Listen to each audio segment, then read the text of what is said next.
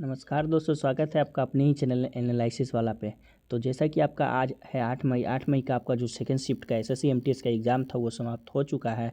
तो आज की इस वीडियो में 8 मई सेकेंड शिफ्ट में जीके जीएस के प्रश्न लगभग 25 से 23 प्रश्न मिल गए हैं। तो सभी प्रश्नों को डिस्कस करेंगे। तो चलिए शुरू करते हैं। आज का हमारा जो पहला प्रश्न है वो है कि 2022 तक निम्नलिखित में से सबसे ज़्यादा ऑस्कर अवार्ड किसे मिला है।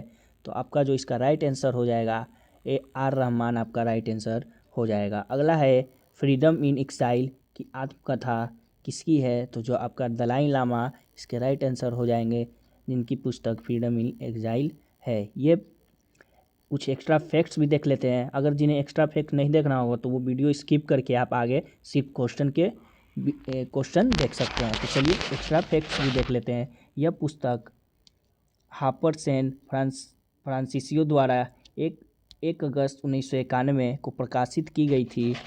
1991 में प्रकाशित हुई फ्रीडम इन एक्साइल 14वें दलाई लामा की आत्मकथा है। चलिए आओ कुछ पुस्तक देख लेते हैं जिनके लेखक आपके नेल्सन मंडेला, जिनका पुस्तक Long Walk to Freedom, Conversation with Myself आदि है। अगला देख लेते हैं शशि थरूर की।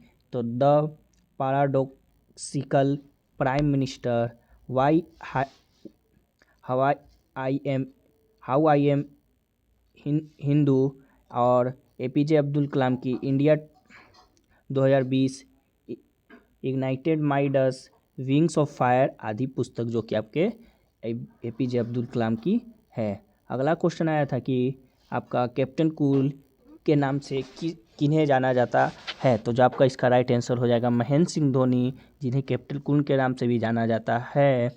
वहीं बात कर ले सचिन तेंदुलकर को किस नाम से जाना जाता है। तो आपका जो मास्टर ब्लास्टर हो जाएगा, जो कि सचिन तेंदुलकर को जाना जाता है। वहीं जान लें कि हॉकी का जादूगर किन्हें कहा जाता है। तो आपका मेजर ध्यानचंद, जिन्हें हॉकी का जादूगर कहा जाता है। वहीं कर दे उड़न परी यानी पायली एक्सप्रेस किसे कहा जाता है। तो आपका PT उषा, जिन्हें उड़न परी के नाम से भी जाना जाता है। वहीं कर ले दादा, तो आपका जो सौरभ गांगुली हो जाएंगे, जिन्हें दादा के नाम से जाना जाता है। वहीं बात कर ले आपका फ्लाइंग सिख, जिन्हें मिल्खा सिंह के नाम से जाना जाता है। वहीं बात कर ले शोएब अख्तर को तो रावण PD एक्सप्रेस, हरभजन सिंह को टर्मिनेटर, महेंद्र सिंह धोनी को आपका कैप्टन कूल यानी माही, अगला राहुल द्रविड़ को द वॉल, अगला जौगल श्रीनाथ को आपका मैसूर एक्सप्रेस के नाम से जाना जाता है। वीरेंद्र सहवाग को आपका मुल्तान का सुल्तान यानी नजफगढ़ का नवाब। वहीं बात कर ले पेले को तो आपका ब्लैक पर्ल के नाम से जाना जाता है। तो चलिए अब आगे देख लेते हैं। अगला है कि भगत सिंह ने असेंबली में बम कब फेंका था। तो आपका जो इसका राइट आंसर हो जाएगा 18 अप्रैल 1929 को, जब भगत सिंह और बटुकेश्वर दत्त ने सेंट्रल असेंबली में बम फेंका तो अपनी गिरफ्तारी देकर देश को सहित ब्रिटेन में हलचल मचा दी थी। तो आपका जो इसका राइट आंसर हो जाएगा 1929 आपका राइट आंसर हो जाएगा।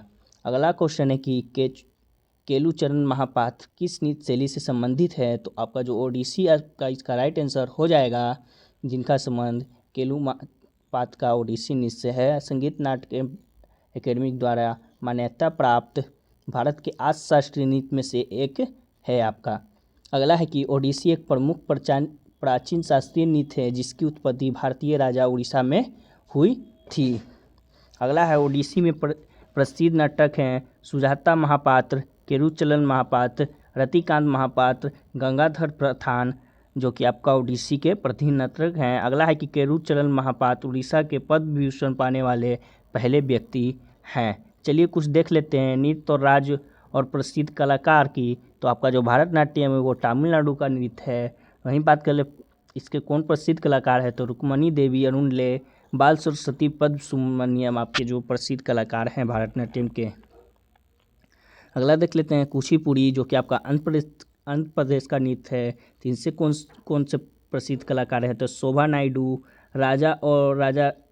राधा रेड्डी, यामिनी रेड्डी, अरुणिमा कुमार आपका जो कि प्रसिद्ध कलाकार हैं कुचिपुड़ी के। वहीं बात कर ले सत्या नृत्य की। तो सत्या नृत्य आपका असम का है।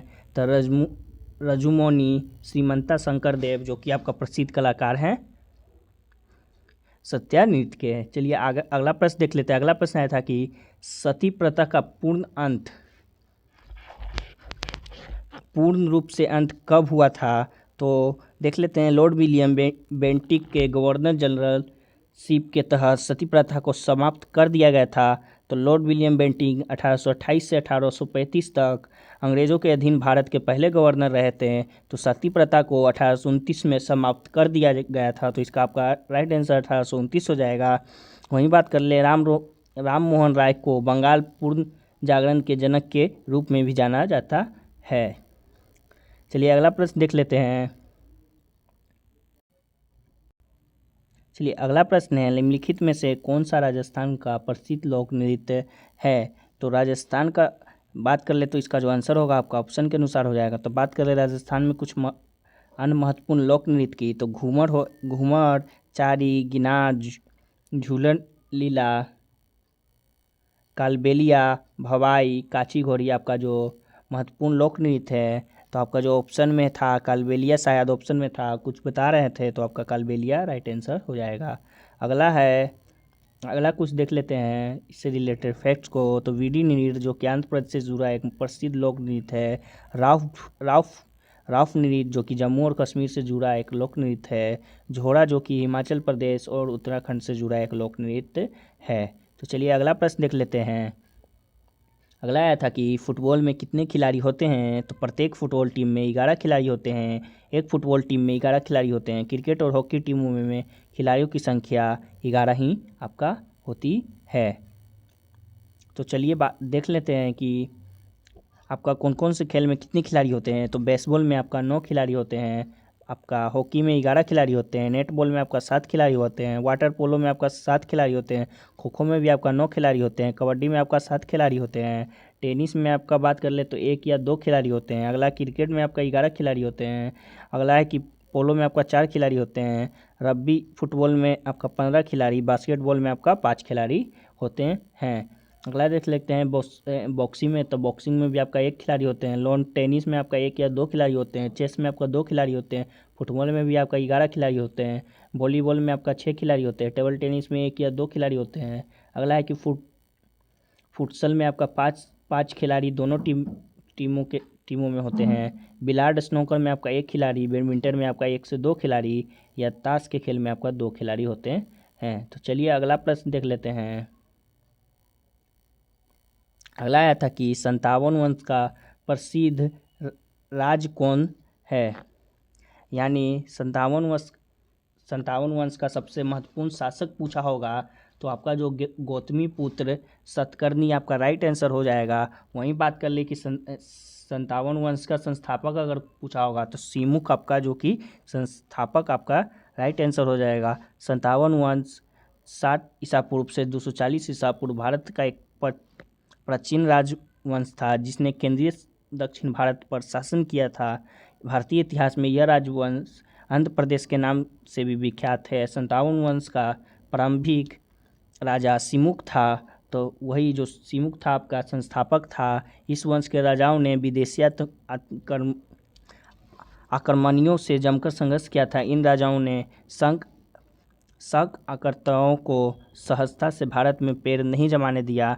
57 वंश के राजाओं के नाम भी जान लेते हैं। तो आपका जो संस्थापक सिमुक जो था आपका था सातकर्णी। उसके बाद गौतमीपुत्र सातकर्णी जो कि महत्वपूर्ण शासक था आपका। वशिष्ठ पुत्र पुलमावी, कृष्णादित्य 57, राजाहाल, महेंद्र सातकर्णी और कुंतल सातकर्णी जो कि आपका राजा था। अगला प्रश्न आया था कि धार्मिक काम करने की जो आपका अनुच्छेद पूछा था कि आज़ादी कौन से अनुच्छेद में आपका आता है। तो इसका जो राइट आंसर हो जाएगा आपका अनुच्छेद 26 हो जाएगा। जो आपका सार्वजनिक व्यवस्था, नैतिक और स्वास्थ्य के अधीन धार्मिक मामलों में प्रबंधन की स्वतंत्रता प्रत्येक धार्मिक समुदाय उसके किसी भी वर्ग को अधिकार होगा। भारतीय संविधान के भाग 3 में अनुच्छेद 12 से 35 मौलिक अधिकार हैं। मौलिक अधिकार पूर्ण नहीं है। दूसरे शब्दों में इन मौलिक अधिकारों को विशेष परिस्थितियों में निलंबित किया जा सकता है, अनुच्छेद 20 और 21 को छोड़कर। अगला है कि मौलिक अधिकार अमेरिकी अधिकार पत्र से लिए गए हैं। उनके उल्लंघन को लागू करने के लिए अदालत में ले जाया जा सकता है, यानी वे न्यायिक हैं। अनुच्छेद 32 मौलिक अधिकारों की रक्षा के लिए सर्वोच्च न्यायालय को अधिकार देता है। वहीं बात कर ले संपत्ति का अधिकार, जो कि एक मौलिक अधिकार था, उसे 44वें संविधान संशोधन 1976 द्वारा हटा दिया गया था। वहीं बात कर लें अनुच्छेद 25, जो कि सभी नागरिकों की आत्मरक्षात्मक स्वतंत्रता और धर्म को मानने, आचरण करने और प्रचार करने की स्वतंत्रता की गारंटी देता है। अगला प्रश्न देख लेते हैं, सबसे बड़ा महाद्वीप कौन सा है। आपका ये प्रश्न आया था कि विश्व का सबसे बड़ा महाद्वीप कौन सा है। तो एशिया जो आपका पृथ्वी का सबसे बड़ा महाद्वीप है, इसमें पूर्वी के कुल 7 क्षेत्र का 8.8% हिस्सा और सबसे ज़्यादा समुद्र से जुड़ा भाग 62,800 किलोमीटर है। तो आपका जो एशिया हो जाएगा, इसका राइट आंसर हो जाएगा। वहीं बात कर ले ऑस्ट्रेलिया दुनिया का सबसे छोटा महाद्वीप और कुल क्षेत्रफल की दृष्टि से छठा सबसे बड़ा देश है। 7 प्रमुख महाद्वीप हैं, ये बड़े जल निकायों द्वारा अलग किए जाते हैं। ये महाद्वीप हैं आपका एशिया, यूरोप, अफ्रीका, उत्तर अमेरिका, दक्षिण अमेरिका, ऑस्ट्रेलिया का अंटार्कटिका, आपका 7 जो महाद्वीप हैं। अगला आया था कि इंडिया और श्रीलंका किस जल संधि से जुड़ा है। तो आपका जो इसका राइट आंसर हो जाएगा पाक जल डमरू मध्य आपका राइट आंसर हो जाएगा। भारत के एक तमिलनाडु राज्य और श्रीलंका के उत्तरी प्रांत में मन्नार जिले के बीच एक संधि है। यह उत्तर पूर्व में बंगाल की खाड़ी को पाक खाड़ी और फिर दक्षिण पश्चिम में मन्नार की खाड़ी से जोड़ता है। इस जल संधि का नाम रॉबर्ट पाक के नाम से रखा गया है। तो चलिए और कुछ जल संधि देख लेते हैं। तो आपका नेमुरे, जो कि कुनासिर और होक्काइडो द्वीप को जोड़ता है, तो आपका जो इसका स्थान है आपका रूस में है। बास, जो कि आपका तास्मान सागर और दक्षिण सागर से जोड़ता है, तो इसका जो का स्थान ऑस्ट्रेलिया है। डंकन पैसेज की बात कर ले तो उत्तर में रटलैंड द्वीप और दक्षिण में लिटिल अंडमान, जो कि आपका हिंद महासागर स्थान पर है। मलक्का का बात कर ले तो आपका अंडमान सागर और दक्षिण चीन सागर को जोड़ता है, तो जो कि आपका इंडोनेशिया मलेशिया में है।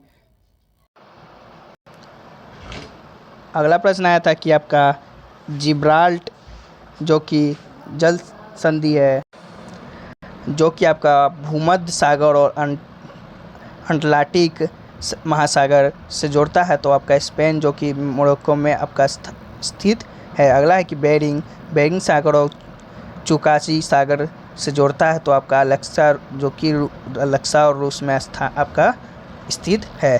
तो चलिए अगला प्रश्न देख लेते हैं। अगला प्रश्न आया था कि सेरीकल्चर का संबंध किससे है। तो सेरीकल्चर बात कर ले तो आपका रेशम कीट पालक से संबंधित है। तो रेशम कीट आपका राइट आंसर हो जाएगा। रेशम उत्पादन में कृषि आधारित उद्योग है। इसमें कच्चे रेशम के उत्पादन के लिए रेशम के कीड़ों को पालना शामिल है। भारत विश्व में रेशम का दूसरा सबसे बड़ा उत्पादक है। आप इसे भी नोट में याद कर लीजिएगा। रेशम 2 अलग अलग प्रोटीनों से बना एक फाइबर है, सेरिसन प्रोटीन और फाइबर प्रोटीन।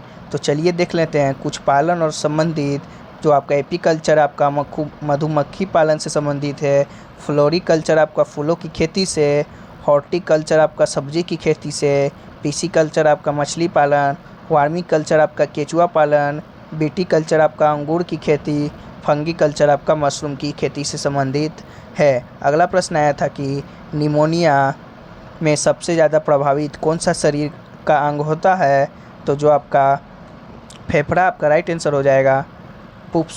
फुफ्फुस शोध या फुफ्फुस प्रदाह निमोनिया फेफड़े में सूजन वाली एक परिस्थिति है, जो प्राथमिक रूप से अल्वियोली कुपिका कहे जाने वाले बेहद सूक्ष्म माइक्रोस्कोपिक वायु कूपों को प्रभावित करती है। जो आपका अगला प्रश्न है कि राज्यसभा सदस्य बनने की न्यूनतम आयु पूछा था कि कितनी होनी चाहिए।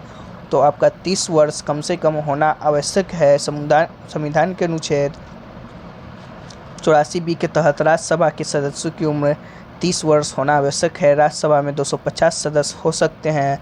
वर्तमान में आपके 245, जिनमें 238 सदस्य राज्यों तथा संघ राज्य क्षेत्रों के लिए निश्चित किए गए हैं। राज्यसभा का निर्वाचन अप्रत्यक्ष, अनुपातिक, प्रतिबंधित की एकल संकीर्ण मत प्रतिरीति से किया जाता है। राज्यसभा के सदस्यों का कार्यकाल 6 वर्ष का होता है।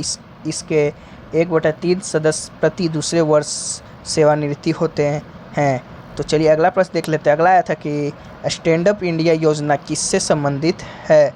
तो जो आप बात कर ले स्टैंड अप इंडिया योजना की, तो आर्थिक सशक्तिकरण और रोजगार सृजन को केंद्र में रखते हुए ज़मीनी स्तर पर उद्यमिता को बढ़ावा देने के लिए 5 अप्रैल 2016 को वित्त मंत्रालय द्वारा स्टैंड अप इंडिया योजना शुरू की गई थी।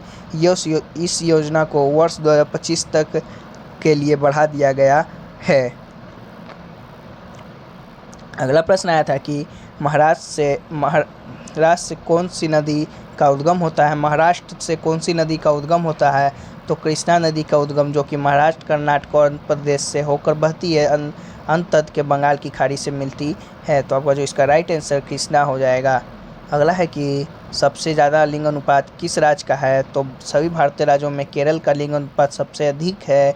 और वहीं बात कर ले कि जो कि पुडुचेरी में भारतीय राज्यों में लिंग अनुपात का दूसरा सबसे अधिक है। तो वहीं बात कर ले केंद्र शासित प्रदेश में सबसे अधिक लिंग अनुपात, तो आपका जो पुडुचेरी का है। वहीं बात कर ले कि हरियाणा में भारतीय राज्यों में सबसे कम लिंग अनुपात है और केंद्र शासित प्रदेश में आपका दमनदीप में लिंग अनुपात सबसे कम है। अगला देख लेते हैं। अगला आया था कि उदयपुर की स्थापना किसने की थी। तो आपका जो इस शहर की स्थापना जो है 1553 ईस्वी में महाराणा उदय सिंह द्वितीय ने की थी, जिसे मेवाड़ राज्य की राजधानी घोषित किया गया था। अगला प्रश्न देख लेते हैं कि वज्जी की राजधानी कहाँ थी। यह प्रश्न कंफर्म नहीं है कि ये आया था कि नहीं आया था। अगर आप एग्ज़ाम दे के आ रहे हो तो कमेंट में बताइएगा कि ये प्रश्न आया था कि नहीं आया था। तो ये जो आपका वज्जी की राजधानी है वैशाली की है। चलिए, तो इतने प्रश्न रहे आपके 8 मई सेकेंड शिफ्ट में, जो कि जीके जीएस में पूछे गए थे। तो अगर आपका इसका PDF चाहिए हो तो टेलीग्राम चैनल पे आप ज्वाइन हो जाइए। आपको लिंक डिस्क्रिप्शन बॉक्स में दे दिया गया है। तो चलिए मिलते हैं नेक्स्ट शिफ्ट की वीडियो में। तब तक के लिए जय हिंद, जय भारत।